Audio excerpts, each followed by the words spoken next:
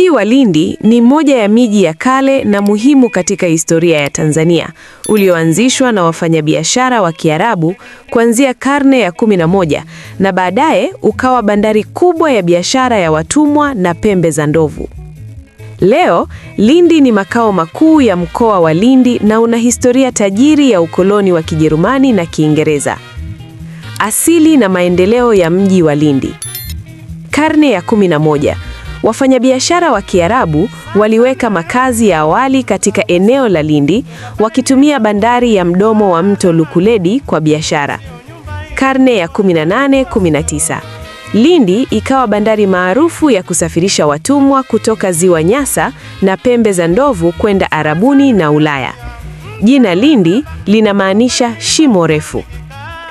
Kipindi cha ukoloni. Wajerumani. Mwishoni mwa karne ya 19, Lindi ilikuwa makao makuu ya kusini mashariki mwa Tanganyika.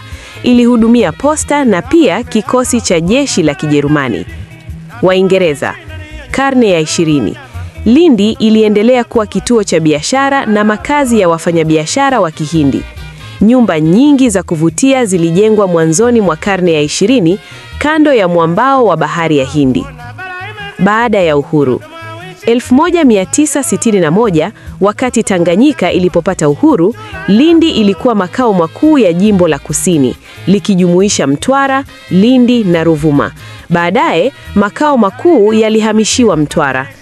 Leo, Lindi ni makao makuu ya mkoa wa Lindi na halmashauri ya manispaa ya Lindi. Ni mji wa pwani wenye historia tajiri ya Waswahili wa kale, ukoloni na biashara ya baharini.